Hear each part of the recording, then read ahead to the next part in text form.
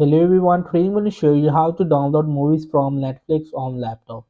So I will be on my laptop and you will be just open the Microsoft Store where you can download the applications. So you will in the search bar just type Netflix, and when it search, so I will just already installed this Netflix to my laptop, and I will just open it and I will just show you how to download it. So everyone knows that whenever subscription you will be unable to, like, you will have to purchase the plan right over here, and you will be logged in. So when you logged in, you will be just choose any movie or series.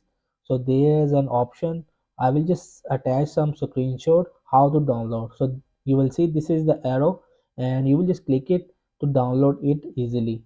So that's it. So hope this video helped you. Please don't forget to like and subscribe and get notified for more videos.